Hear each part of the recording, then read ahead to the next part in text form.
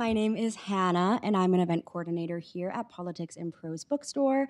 A few things before we get started. If you could all take a moment to silence your cell phones, that would be greatly appreciated. Eventually, when we transition to the audience question portion of this event, we ask that you line up at the standing microphone in front of this white column here. And if you are unable to stand for any reason and wish to ask a question during the Q&A portion, please raise your hand and let us know, and we will walk a mic over to you.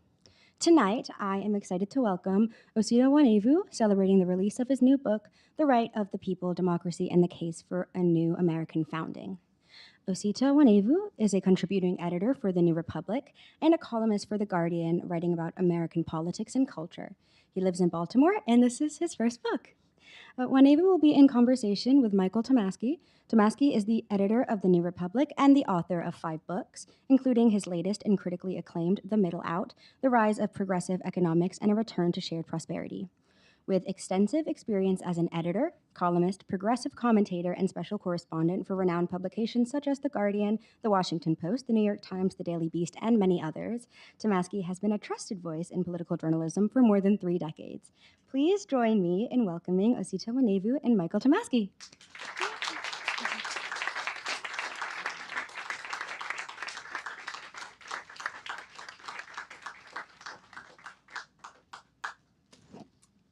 Good evening. Well, I see you all made it here safely. No one got mugged on the way or anything because I hear this town's a terrible hellhole. Well, I'm glad everyone's here. I'm very excited to do this. And a first book is a great thing. I remember mine. I'm not going to steal too much time, but I spoke here in this room. A thunderstorm tore up the sky about 45 minutes before it was due to start, but I had a nice crowd, and Politics and Prose always has a nice crowd, and we're so grateful for this store and this place. Osita Nwanevu, hey. Hi. Hi. Congratulations on the book. Thank you very much, and thank you for, I think, being one of the many people who supported me over the course of thinking through this and working on it. Well, Really yeah, I'm happy to do it, proud to do it. Let's get to it. Let's start with a simple question. Tell these folks the thesis of the book. Right, so I think I break it up into a few parts in the introduction. The first argument of the book is that democracy is good. Second argument of the book is that America is not a democracy. And the third argument is that America should become a democracy.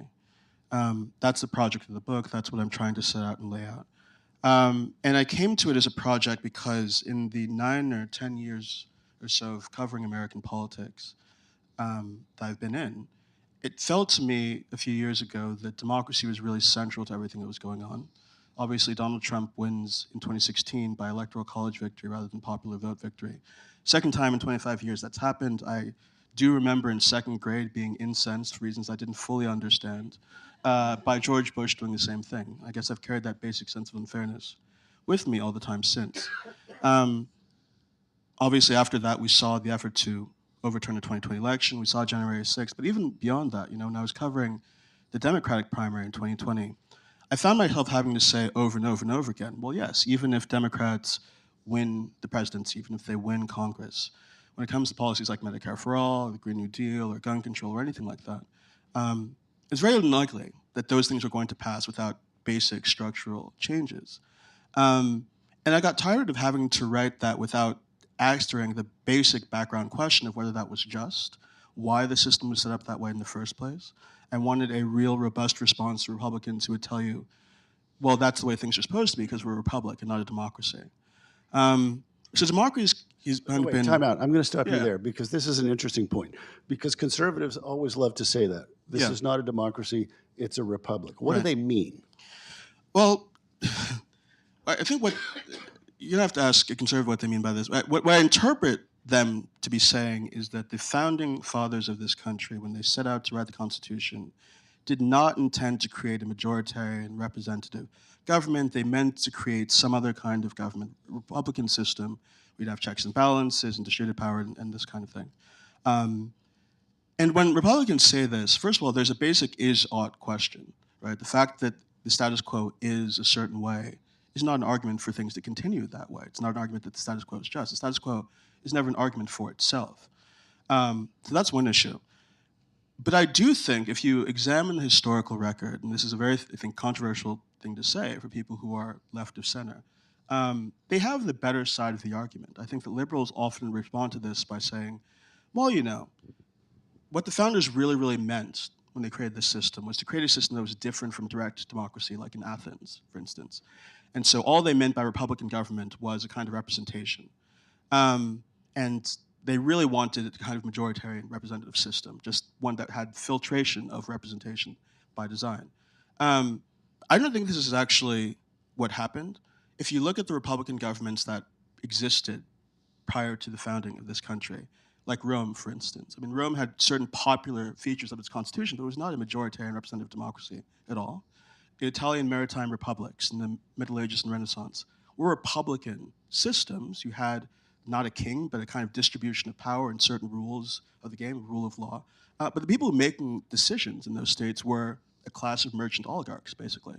So you can have republican governments that are not democratic governments. And I think that's what the founders ultimately created here for reasons I'm sure we'll get into. But you can also have democratic republicanism, a democratic republic, and that's the kind of country that I think that we should become. But we're not that now. And, you know, I think that this book comes out in an interesting moment where we just had an election that I think can be fairly understood as a referendum on democracy in some part. I think that the Harris campaign and before that the Biden campaign really, really pushed the idea that what was at stake was the concept of democracy. Donald Trump was going to destroy our democratic institutions. He was an authoritarian. They leaned fully into that argument. I think you had to have been under a rock to miss it. And I think a critical share of American voters heard that and said, well, okay, but I'd like groceries to cost less. I'd like to be able to pay my rent more easily. I'd like to pay my mortgage more easily. I think people saw themselves as having to make this choice between an abstraction and one that maybe their civics teacher in grade school told them was important, and their own material situation. And one of the things I'm trying to do in this book is to argue that that is a false choice, that democracy, a fully embodied conception of democracy, is a set of ideals that can actually economically empower us, deliver us the material goods. And I think that's a conception of democracy that's probably going to be better than the one that we've tried and failed to have propped up as a bulwark against fascism. So that's the project of the book. Is there a conception of democracy out there that offers us not just a defense of existing institutions that I think are failing us in important ways, but a vision for American society moving forward that can wrap in and include all kinds of Americans, both people who are rightfully troubled by Trump's authoritarianism and people who distrust, and I think have good reasons to distrust, our political institutions now. You write a lot about scholarship on democracy and political theory. You must have read, I'm guessing, 150 books to write this book, 200 books. Say more.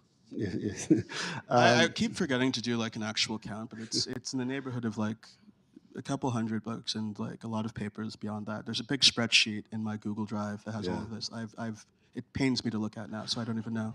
Well, you synthesize it all really well. I try to. Yeah, I mean, go ahead. I think one of the central ironies of the democratic theory literature is that it's a lot of people who believe very, very sincerely in democracy and expanding democracy, expanding democratic rights, the idea that ordinary people should rule.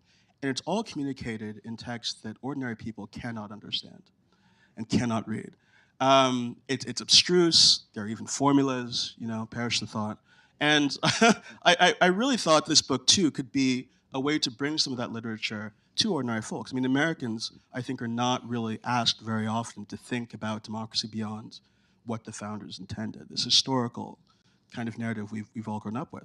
I wanted this book to be kind of an introduction to a segment of political philosophy, which we're not encouraged to delve into in our political conversations, and I think is really, really important. So yeah, I read a lot of books. There's a bibliography in the back that I hope people take an interest in working through. But I mean, I think there are questions that I try to resolve here, at least to my own satisfaction, that are difficult questions to resolve. I don't think I answer in this book, and it's 300 pages or so, all the difficult questions of democracy. But it's an invitation for people to begin that journey of learning more about it if they'd like to. And the thing that's so exciting to me about it too, one of the things that was exciting about the project was that There's a conversation that's going on for a couple thousand years. Right. And we're still confronting the basic questions that Plato confronted, that Machiavelli confronted, John Stuart Mill confronted. This long intellectual lineage is a series of debates that are still relevant and are still, to a large extent, kind of open. For me, at least, as a nerd or whatever, who doesn't have a life, that's very, very exciting. And I hope that other people find it exciting too. You write also a lot about the Constitutional Convention of 1787, and you obviously did a lot of research on that. I've done a fair amount of reading on that myself. What do you think? What would you like to convey to these folks about the triumphs and failures of the Constitutional Convention? Yeah, I mean, I think the main thing I'm trying to communicate about the convention is that the United States Constitution was not handed down to us on stone tablets that came down a mountain. It was the product of a particular political and economic situation. And that situation was the aftermath of the American Revolution. I think that we're taught about the Revolution as though it was a war that was fought with quill pens or something, some like epistolary conflict where people wrote a lot. It was a real war. About 25,000 Americans at least died directly in conflict. Many more than that died of smallpox. It's the deadliest war of any, except the Civil War in the history of this country. And it leads to a real economic crisis. I think GDP, or gross national product rather, in the first 15 years of our existence as a country falls by 50%. Its land is ravaged, escaped slaves that have value escape. There are British trade restrictions. It's a real, real mess. And the debt, and the war debt. And the war debt, exactly. And so there are really two main levels of government that have to work through this. For the top end, you have the Confederation Congress propped up by the Articles of Confederation in 1781. That is, and I think you are taught this, was truly a disaster, just an absolute mess. You needed supermajorities to do anything of consequence. You needed a unanimous consent of all the states to amend the Basic Compact. You could not directly command the states to do anything. You could ask them nicely for money, and they would not give it to you because they could choose not to. Right. And we had the kind of incoherent national trade policy as well. Like states were imposing trade restrictions on other states. It was a completely deranged situation. So this was not a level of government that was equipped to handle that economic crisis. But at the state level, you had actually quite powerful and quite active state governments and poor people across the country in the middle of this economic crisis to help them pay off the taxes, which actually rise after the war. I think most of the country, taxes are about 3 to 4 times higher than the taxes that we fought the British to get rid of.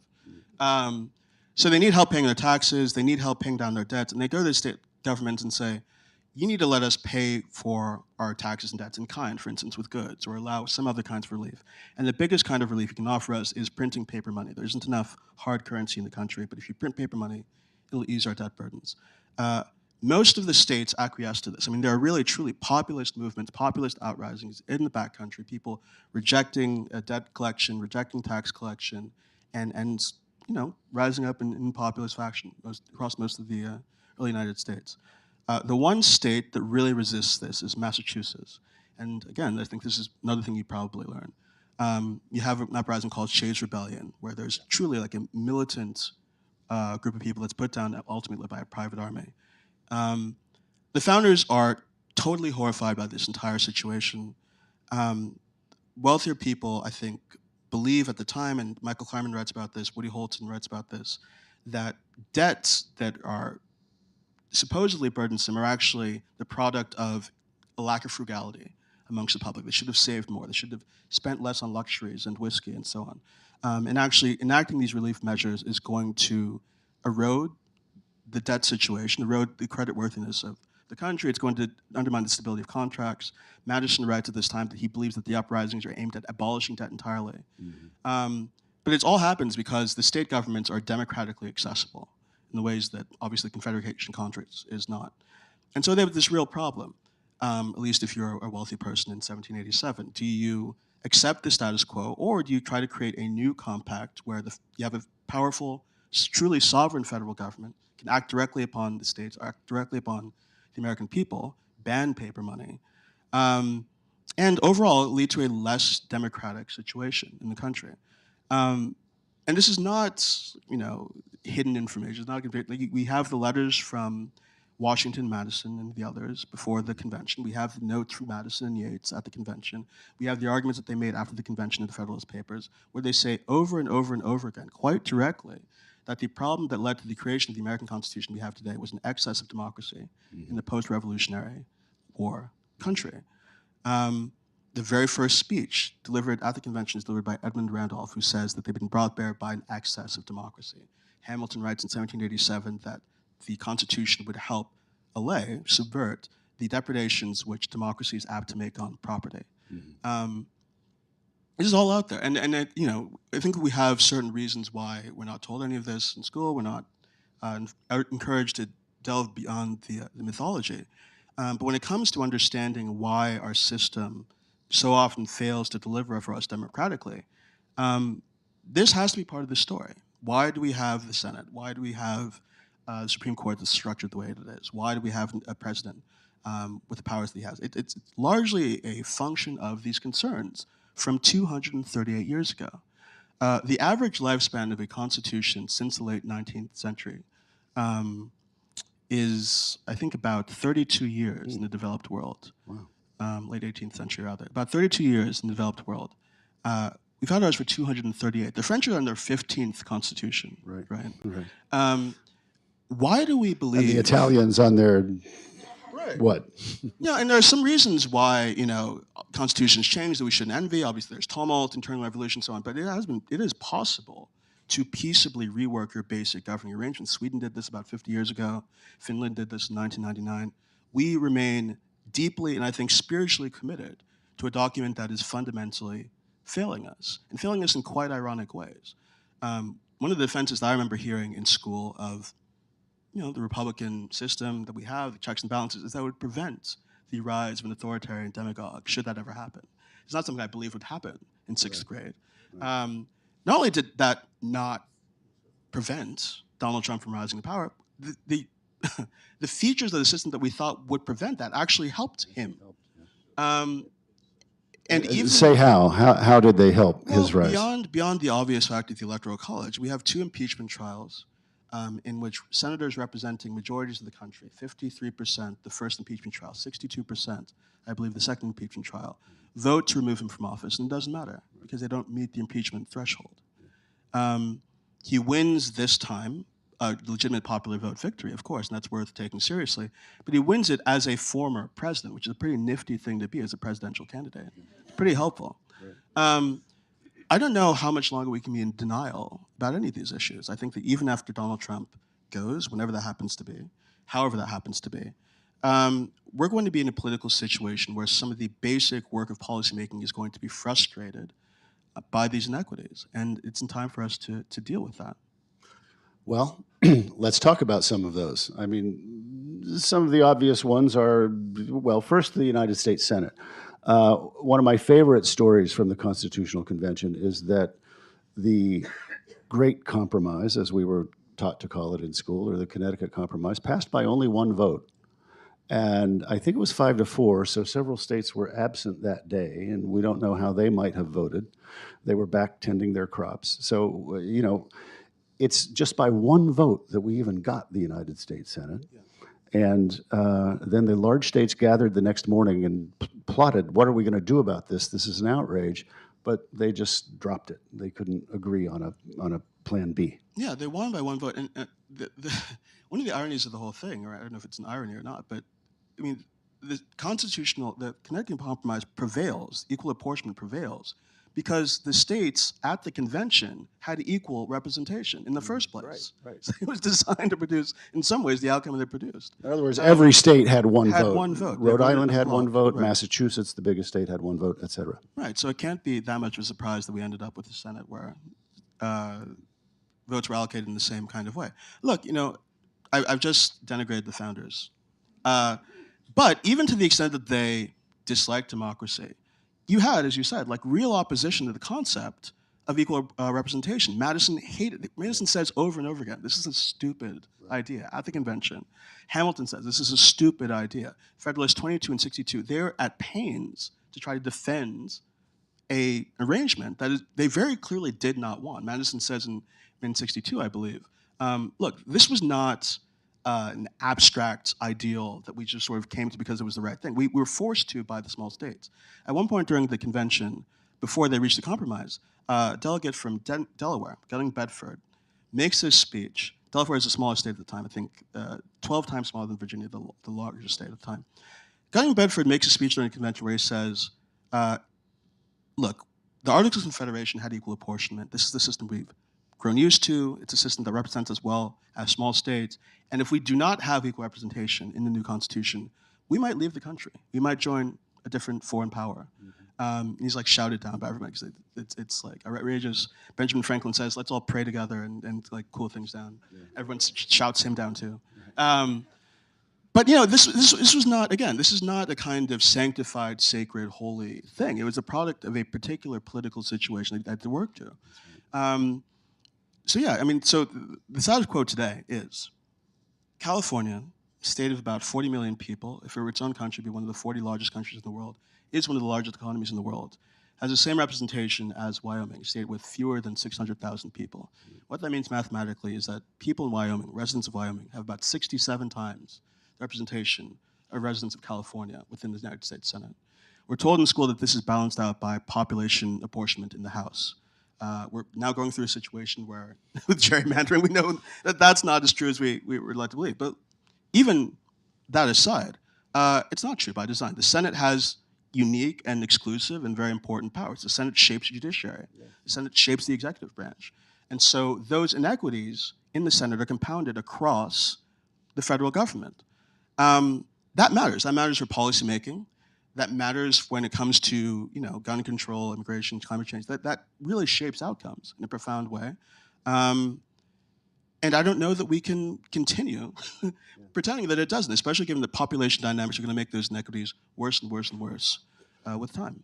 How would you, if you could wave a magic wand, how would you change the United States Senate, or would you just abolish it? If I had a magic wand, which I do not have, I would, in agreement with John Dingell, who wrote before he passed for The Atlantic, this is the longest serving member of Congress in American history. Somebody who knows something about Congress, is not a leftist like I am. I would agree with him in saying that the Senate should be abolished. We don't need a bicameral system, really, even to the extent that we might want bicameralism for some reason. It doesn't have to look this particular way. But I'd get rid of it. Now, that's not something that can happen tomorrow, in the next 5 years, 10 years, 15 years, probably the next 50 years.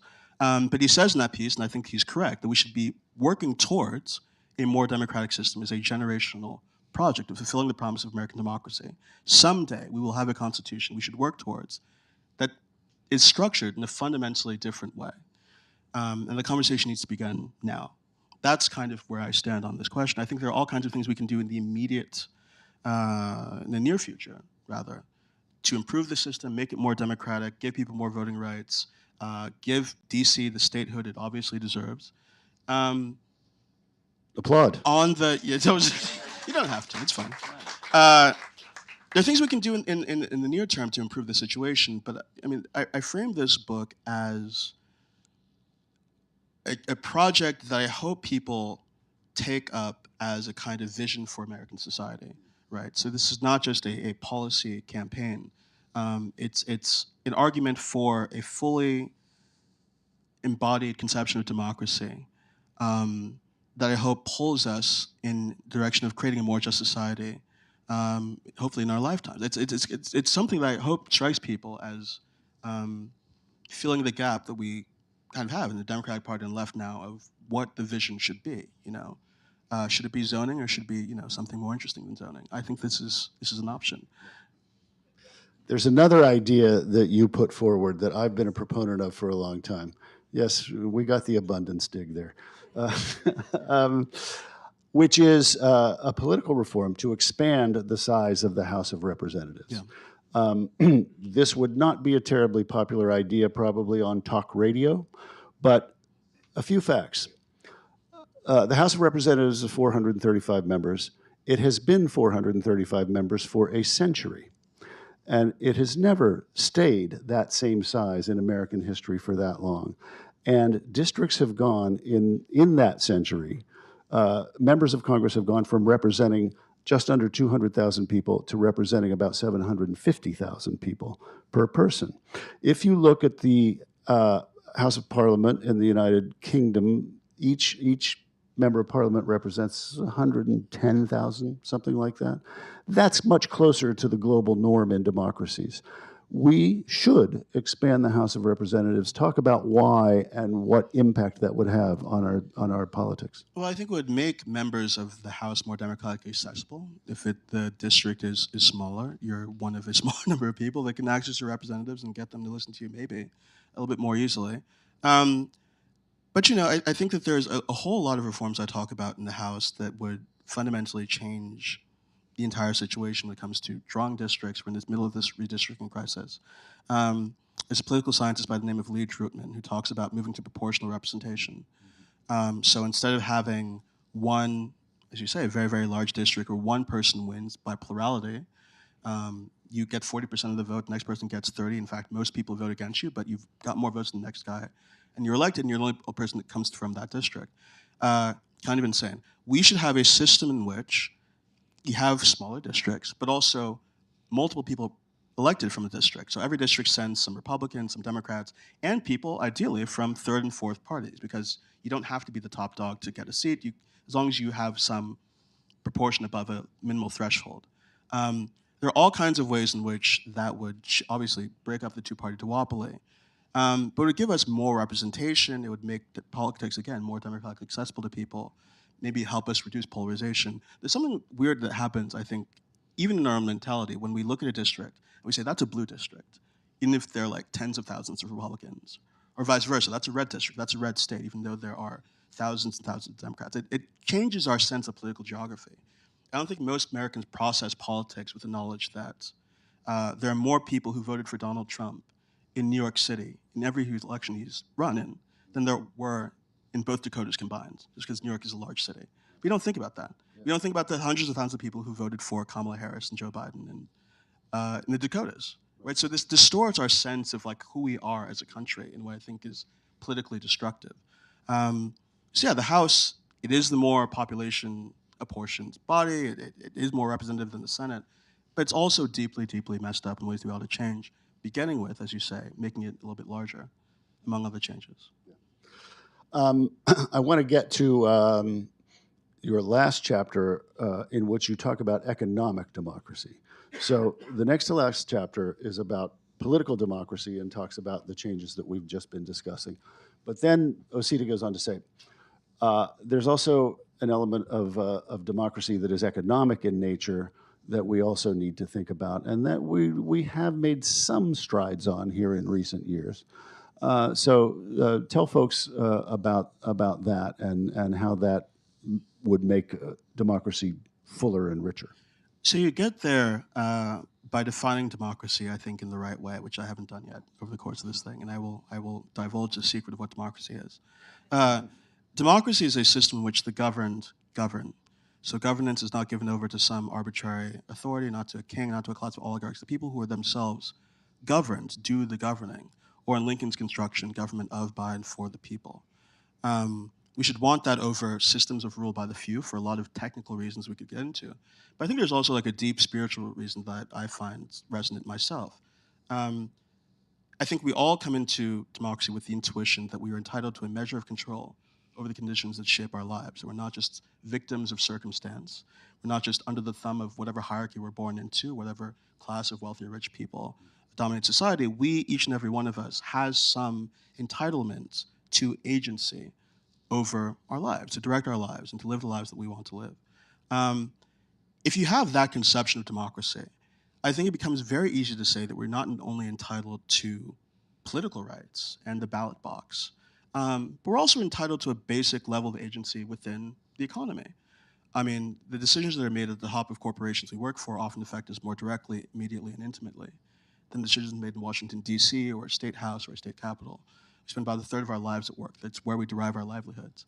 And we take it for granted that we're not really entitled to any kind of say in how things are run. If somebody who works at Amazon can, and I think they should, go to the polls every 2 to 4 years and have their voice heard on where foreign policy should be with respect to Russia or China, but has no place in their life where they say, this is how I think Amazon ought to be run, right, except through a political system that is dominated by their bosses at Amazon. Right. That is a democratic problem. And it's a democratic problem that I think people in this country used to take more seriously. Really, political philosophers in general used to take more seriously. John Stuart Mill said that he believed it was inevitable that after a certain point, we'd all move to having worker cooperatives replace corporations that are dominated by a few people. At the turn of the century, I had people like Teddy Roosevelt say that when the means of production are concentrated within the hands of a few, political liberty, rather economic liberty, industrial liberty is violated, and that is as important as political liberty, right? That's not Marx, that's Teddy Roosevelt. Yeah. This was a whole live conversation, I think, in that era especially, and we've kind of lost the thread. And we've lost the thread despite the fact that we are now dealing with another Gilded Age. The last event I was here for, actually, was Evan Osita's book, The Haves and the Have-Yots. If you want to be enraged by anything, with respect to the state of the Australian economy, you should read that book. But the statistics will do. I mean, the top 10% of Americans in this country control about 67% of the wealth, about 90-something% of the stock. We just had, in the last 8 months, a situation where literally the wealthiest human being on the planet, perhaps one of the wealthiest human beings who's ever lived, because he donated about $260 million to Donald Trump's campaign, get rewarded with a post in government where he fired thousands of federal workers, reworked the executive branch to his liking. I think went out to another state and offered people $1 million if they voted his way in a judicial election. And lost, thank goodness. Lost, right, but this is not tenable. Right. There obviously is some kind of connection between the inequality that prevails in the society and the extent to which democracy is viable as a system. And again, I think we're at a point where we have to confront that directly. And the 6th chapter of the book is a way to work through all I've just said. I think that there are ways we can democratize the economy that not only give us what we're democratically entitled to at work and improves our material situation, but also contributes to the health and endurance of political democracy. And also trains us for political democracy. If democracy is not just something you practice every 2 to 4 years in an election, but something you practice in a union or works council or some other democratic structure at work. Give folks an example. You talk, for example, about Germany and the workers' councils there, right. and that model. So, I mean, Europe, they have a whole infrastructure of labor rights and labor power that we don't have here. We're stuck with traditional unions. Traditional unions are great. We should revive traditional unions. I think unions are an instantiation of economic democracy. They're formed by election or majority assent. That is democracy. So we should revive them. But in Europe, they have an entire infrastructure beyond that, where you have sectoral level bargaining. Right. So people coming together at the top of an industry to make basic agreements. You have works councils, where within the structure of a corporation, of a firm, people can have their say on layoffs and firings and this kind of thing. You have co-determination, where people who are workers sit on corporate boards, and it's not just for the class of executives, people who work for the company can do that. These are all things that I think we should explore. I think these are all elements of a democratic agenda for the economy. If you want to read more about it beyond what I say here, Sharon Block at Harvard University has this platform called Clean Slate for Worker Power, where I got a lot of these ideas from. But I think we're very used to thinking that our existing labor arrangements are just the way the economy has to be. And I think we're going to be hard-pressed to really fundamentally deal with inequality unless we break away from that and think about the structure of the economy. It's not just going to be a matter of raising the minimum wage. We should do that. It's not just a matter of redistributive policy. You have to actually tackle where capital accumulation happens, where decisions are made in the economy. You have to bring workers into those rooms. And is anyone in the Democratic Party trying to advance these things? Is there legislation? Are there proposals from Democrats trying to build workplace democracy? No. So, I mean, you do have the PRO Act. So this is an act that would, a piece of legislation that's been on the table for some time that would make it easier to organize traditional unions, obviate state right to work laws, give workers more organizational rights. We should absolutely pass that. But to me, these more ambitious ideas are kind of novel within the American context. We don't talk about restructuring the economy in this way. The closest thing, and I think this is actually a very good and ambitious idea I also talk about, to broaching this whole set of issues was a plan that was offered by Bernie Sanders in the 2020 election, where he said that companies of a certain size, if you have $100 million on your balance sheet or in revenue, or you're publicly traded at all, you'd be required to donate, to contribute about 20% of your stock to a fund that would be owned and controlled by workers at that company that would pay them dividends, just like investors on Wall Street get, and also give them voting rights as shareholders. This is far and away the most radical economic proposal I think anybody's offered in American politics. Nobody ever talked about it. I think somebody asked Pete Buttigieg during the debate, what he thought of it. He didn't really know what he was talking about. He was like, oh, that sounds okay. And that was it. It was mostly like Medicare for all and the rest of it. But this was a really, really revolutionary proposal, and one that, to the extent that I've seen polling on it, has a lot of support. So the Democracy Collaborative did a poll I wrote about for TNR, I wrote about for The New Yorker, would ask people about a plan very similar to this. Would you support companies of a certain size being required to contribute not just 20% of their shares to their workers, but 30%, 40%, all the way up to 50%? You had majority support for this, all the way up to and possibly beyond 50%. And I think the reason for that is that people didn't read it as a left-wing idea. I think people heard that question and said, well, hell, I work at this company. Yeah. I make it do the things that it does. It is my labor that produces this wealth. I'm entitled to some voice. I'm entitled to some share of this enterprise beyond what you deign to pay me. I think that there's a commonsensical aspect to that principle. And I think that the way you talk about it is you say, this is an instantiation of democracy. This is giving you the agency you deserve as a worker and as a human being. Yeah. Worth a try, I think. I think so too. I guess, I will ask you this. The working class that exists, they voted pretty heavily for Donald Trump, and they're obviously pretty influenced by cultural issues and guns and so forth, and by what they see on Fox News. And we haven't talked about the media, but the right-wing media dominance is a whole other problem. Do you really think that the working class electorate, how would they be won over to a program like that or an idea like that? Do you think are you optimistic about that, or do you think that's a really hard row to hoe? Oh, I am tremendously and perhaps delusionally optimistic, as many authors are, about the proposals they offer. I think that there's real potential here. I mean, I think that this is an agenda that speaks to, on the one hand, people who are more conventional in their politics, who I think are rightfully angry about authoritarianism, Donald Trump, the state of our political democracy, but also could appeal to people who don't like our institutions, who might have voted for Donald Trump because they thought he'd be a threat to the institution, because they thought he'd be this wrecking ball.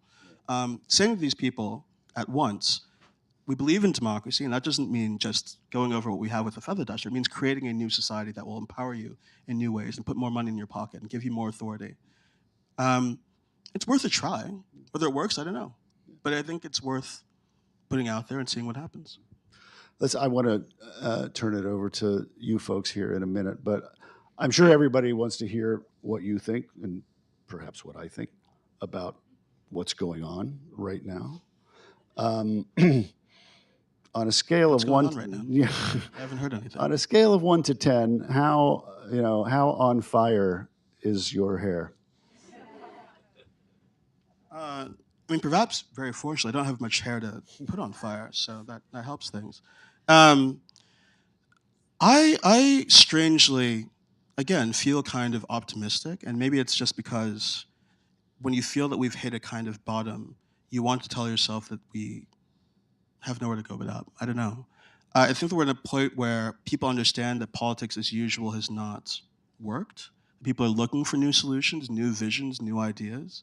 That's a very interesting and exciting space for a writer to be in, even if it's torturous for everyone else. No, I think that we're in a moment that could be actually very generative and creative. This is something I should say too. I was really dismayed. If I was dismayed by anything in the last couple of years, it was this. I was really dismayed to see people in the aftermath of this last election in November, people who had, I think rightfully, been all for expanding voting rights, protecting the right to vote, statehood, and all the things I care about. In many cases, this is not universally true, in many cases, both amongst liberals and people on the left proper, you had people turn and say, well, because Americans voted for Donald Trump, maybe this is not worth it. Maybe democracy isn't all it's cracked up to be. Maybe people are too stupid, too tribalistic, too whatever to be granted this amount of power. Maybe they just deserve what they get, for the Trump presidency. For me, a commitment to democracy cannot be a fair weather commitment. You either believe in this system of thought or you don't. And if you don't believe in it, and people perceive that you don't believe in it, it opens the door to authoritarians. You have to be willing to stick with it even when you lose, because you believe that this is the right way for society to function. And you believe it gives us the amount of agency that we deserve as human beings. If you are not committed in that fundamental way, you are not in a good position to defend democracy. People have to know that they're willing, or that you're willing, to defend the system, to defend this idea, to defend these principles on a level beyond your own personal interest, on a level beyond your own personal ideology. They need to see and understand that you are committed to this on an elemental level. And that's kind of the commitment. Again, maybe this is Stockholm syndrome, reading too many democracy books. This is kind of where I am. I mean, I really do think that there is a version of the American project that is about fulfilling the promise of democracy. And it's not just about the founders, it's not just about the Constitution, but if you read people like Walt Whitman, who I talk about in this book, he's somebody who offered a vision of democracy as a kind of system that would make new kinds of people. That here, for the first time in the history of mankind, this place, this republic, would instantiate and give people the agency they really deserve. And we'd see what would come out of that. And it would be a shining example for the rest of the world. That's a vision that still inspires me. It feels like a vision that we don't hear much about in politics. But there's something there. And I don't despair when we lose out. In the last 100 years or so in this country, we've seen tremendous amounts of change. But that change only came out of a kind of darkness. We had 100 years ago, millions of Americans who were members of the Ku Klux Klan in a smaller country. You did not have consensus around the equality for women, did not have a consensus around racial equality. And so to look at people voting for Donald Trump and saying it's all over, it kind of doesn't make sense to me. We've been in a far worse place, and if we want to pull ourselves towards the country I think we can be, you have to come to politics with a sense of resolve and determination, animated by a vision of what democracy can do for us. Well, I hope that's right. I'm about an 8.5 myself. And I was an 8 before this week, but I think now that we're edging closer to having members of the military arrest citizens of the United States, right? Yeah. Not quite there, but inching there. Mm-hmm. And when you hit that point, that seems to me like a pretty decisive point. Mm-hmm. Yeah, I mean, I just, I did this piece for you a couple of years ago, where I reviewed some books on the early American Republic by a University of Virginia historian named Alan Taylor. And I think one of the working titles of that review that I don't think we went with was The Great American Hell Carnival. The history of this country is a black record of every human frailty and vice. Unspeakable things have happened here. And I think it's especially difficult for people who, grew up in the post-World War II environment where, for a very contingent set of political and economic reasons, you had a kind of political center that did not obtain for other points in American history. People who grew up in an environment where people had 3 channels and you watched Edward R. Murrow or Walter Cronkite and you believed what he said and so on, find it very difficult to assimilate themselves into a world where that is no longer true. But the world we're in, this chaotic information environment, tribalism, polarization, all these things, that is what most of American history has been like. Deeply violent, deeply disordered, deeply chaotic. And people nonetheless have worked through and engaged in politics through all that. So I feel the gravity of this moment, and I feel a kind of despair about Donald Trump. But I also don't see any particular reason to believe that we are now in the pit of the American story. We have been far worse off in living memory. We had a kind of fascism and authoritarianism within living memory across the southern part of this country. We had a media environment where you would read 100 years ago some nonsense in your local newspaper and go out and lynch somebody on that basis, and the whole community would come out and have a barbecue about it, right? So am I fatalistically, oriented about Donald Trump? No, I don't see any particular reason to be. I think that, oddly enough, a sense of how far we've come and how dark things have been is actually a kind of grounds for hope. We are not very far off, or not as far off as I think it's often given us to believe, from a better world and a better country. Okay, I'm back down to an 8. Folks, step up to the microphone, please, and love to hear what's on your mind this evening. Very interesting talk. Thank you very much. Could you step my a little name's closer to the my name's Renee. I'm retired. I live in the district. You're very fluid in different concepts of government, and you have outlined. Please closer. I'm sorry. You've outlined a number of solutions that you have found through your research. How would you foster a conversation in the American public so that they can grapple with these issues? The only way that change will occur is if you bring people forward. So I'm curious to know what's lacking in the infrastructure to foster a conversation. That's a great question. I think the first thing the American public can do is subscribe to the New Republic. I think that would go a long way towards solving many of our problems. But no, it's a good question. I think I spoke a little bit just now about the information environment and political media.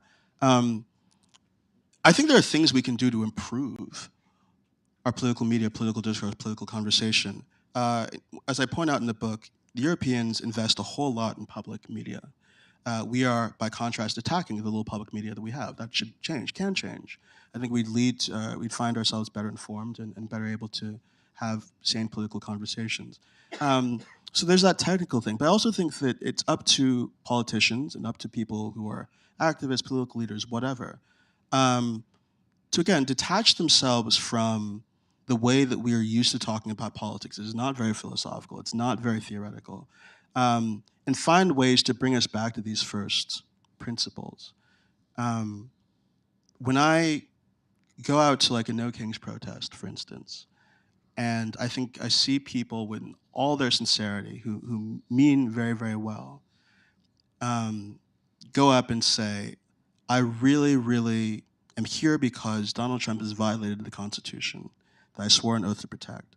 Again, I think people say that with all sincerity, they mean well. What I would like to hear people say is, I am here because I think Donald Trump is violating our rights as citizens of what should be a democratic country. And that change in register, which is, I think, not a way we're used to talking, matters. I think it gets people to think a little bigger. It gets them to think about what they expect from their government, the structures of government, and not just accept all that we've been handed down as holy writ for all our lives. Hi, can I follow up? But would you improve? Would you improve like civics in high school? Oh, I'd love to improve civics in high school. I think we could fund more civic education for sure. Yeah, it's hard to oppose that as an agenda item. But also, one other thing I should say too is that I think that we need in general, outside of our educational system, places where Americans who are no longer in school, maybe never went to a good college or a good public school that had a funded civics program, can go and learn and talk about politics and government and philosophy. There should be a whole infrastructure. There used to be an infrastructure. You had, in mid-sized cities around this country, lecture halls where like Ralph Waldo Emerson would come and talk to people who maybe could not read, right? That is gone. Like we now expect all of that content to be delivered to people within a particular stretch of time in their lives. And if you're an adult, there's nothing for you but like Joe Rogan or something, right? That should change. And so I fully believe in funding civic education in K-12. But also, I think it would be great to dream a little bit bigger than that. What are the kinds of institutions we can create for people to engage with politics in this way throughout their entire lives? Thank you for coming. My name is Connie. I am very interested in and enthused by your optimism right now, because this is the first time I've really heard this. Could you say something about how or whether you think the government can be reconstructed, the government as it's now being dismantled right in front of us? This is our town. We see it in our neighbors, in our neighborhood restaurants and stores. It's apparent right now what's happening, and very soon it will be very apparent across the rest of the country. Yeah, I mean, I think that there, like I said before, is a long-term set of proposals and ideas, and also things that we can do or imagine doing within the near future. Democrats have, for many years, given lip service to the issue of DC statehood. There is no reason why, if Democrats come into the next presidential election, come away from the next presidential election with control of the White House, control of Congress, they should not actually pass it. You can eliminate the filibuster if it hasn't been eliminated at some other ends, and pass statehood by simple majority. You'll probably run into a court issue. You can deal with the courts in other legislative ways. Like there's basic steps here that I think everyone knows about, but people are committed enough to the status quo that I think there hasn't been a real willingness to address this issue in particular. I don't know, maybe the specter of seeing troops on the streets of the city will wake people up. One point of history that I think people don't know about. In 1978, Congress passed a constitutional amendment that would have given DC not statehood, but 2 senators and a number of representatives proportional to their population. Bipartisan. Strom Thurmond voted for this. If you oppose voting rights, full voting rights, and senators for DC today, you are to the right of Strom Thurmond in 1978. That describes, I think, most of the Democratic Party today. Okay, this is a ridiculous situation. So I think that this is one area where I think that the remedies are quite clear, and it's just about the will to do something amongst the Democratic Party in particular. Where they find that will in the next couple of years, I don't know. But that is, there's an obvious answer to the problem here. By the way, who here is a current or recent civil servant? Some applause for these folks. Thank you. Thank you. Sir. Hi. I'm Ed. I'm a member of the Democratic Central Committee in Montgomery County, and before that, I was a Bernie Sanders delegate and a leader in our revolution. And I want to briefly ask about the process that you're envisioning, because you were talking about a commitment to democracy. And I remember when we started with our revolution in 2017, we were lobbying in Annapolis for a convention of the states to change the Citizens United decision to get money out of politics. And the reaction from legislators was always, no, this is the worst possible idea. And all the liberal pundits came out as well and said, we don't want to open this up because the Republicans will going to have a terrible runaway convention and Republicans will change everything. And my reaction was always, well, we need to change the Constitution in a lot of ways, and this might be a way to get there. But now we have, and I feel this as a Democrat, I'm getting, everyone wants to know what are Democrats doing to fight back. So when the Republicans are gerrymandering, everyone wants the Democrats to undo things we did in Maryland to get rid of the gerrymandering we had there. They're now pushing to bring that back as a show of force, a show of resistance to the Republican Party.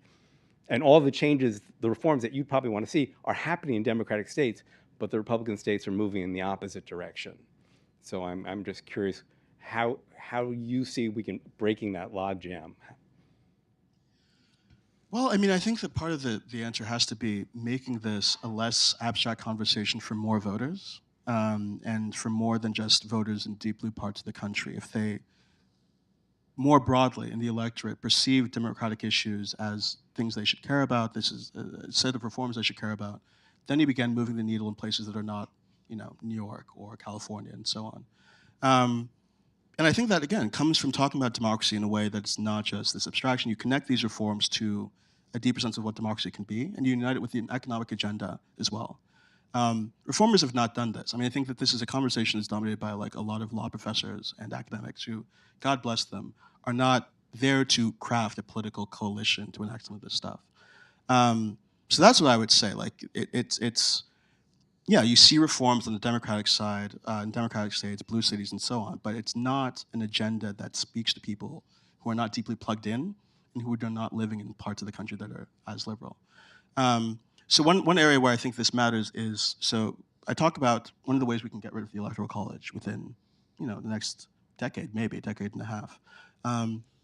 One thing you could do is a constitutional amendment. Constitutional amendment process is hopeless. We might not ever amend the Constitution again, people are saying. But you can also enact the National Popular Vote Interstate Compact. So the way the system is set up, states can decide to give their electoral votes to the winner of the National Popular Vote. When states that have a total of 270 electoral votes, which is the number of electoral votes you need to win, do this, you'll eventually end the Electoral College by an end run around the process, right? I think we're at 200 or so electoral votes having been committed to this process. We need like 70 or so more. But the 70 or so more are in like purple to red parts of the country. So the liberal democratic states have done this, doing this for years now. The remaining ground that needs to be made up is in parts of the country that are less democratic. How do you do it? I think you tell people that they have an investment in democratic reform, and you make it less dusty and dry and less of an abstraction. That's what I'd say about the politics of this, if that answers your question. Close to it. Cool. I mean, that was one issue I had very much in mind, because it has been, whenever the Democrats get the two houses and the governorship, they have passed the MPIC. Yeah, they have. But Republicans are, the social media you always get back is that this is anti-democratic, that the Electoral College is somehow fundamental to the creation No, it's of not. the art. I agree with you. Yeah. Completely. Yeah. Oh, hi, I'm Daniel. I've been a longtime reader of yours and really happy to be here. So I'm really excited to really dive into this book throughout the next few weeks. I tend to agree with you that people forget that things have been worse in this country, even though we had a civil war where 600,000 Americans died. That being said, I struggle to reach your optimism, largely because I think the times in which we improved and increased our democracy came out of times of systemic failure and mass violence. Anything from the Civil War to the Palmer raids to World War II, whatever that might be. Do you see a future in the next where some of these 50-year changes happen without that happening? Well, I'd certainly like to believe so. I think it's possible. Again, we have examples of countries abroad where they've made constitutional changes without a moment of crisis, without a war, without any kind of internal conflict. I would hope that we find a way to that. It's really, honestly, again, up to the Democratic Party to get us there before things really break apart. But I don't know. One thing I will say that might make you even less optimistic, even more pessimistic than I can, to change the feel of this thing a little bit.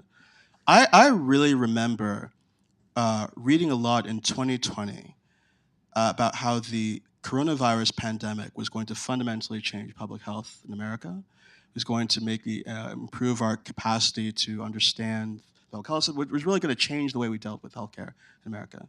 And I think it did. It made it worse. We became less invested in public health. I don't think it's inevitable that points of crisis generate positive change or changes that we would like on the left. The question of whether or not that happens depends upon whether there are visions laying around at that point of crisis or people to pick up and run with. And that's kind of what I think I hope I'm doing with this book. Should there be some kind of crisis that makes it possible for us to enact some of these changes, well, if you haven't articulated them, if you haven't laid out what the vision is, nobody's going to use that moment to implement any of this. And so I hope that there is not a crisis that we need to do all of this stuff. Frankly, I think we are at a point of crisis already, but I hope that we don't need a worse one to generate interest in changing things here. But should there be a crisis, I also hope that people find inspiration in, again, fulfilling the promise of American democracy in this particular way. Okay, perfect timing. Last question, sir? Yeah, it's all yours. Hi, thank you for doing this. It's really been great to listen to. My name is Trevor. I wanted to ask about how you would accomplish this, and you've started to answer already that because it's so difficult to amend the Constitution, a lot of the ideas you're identifying are things that an active legislature could accomplish.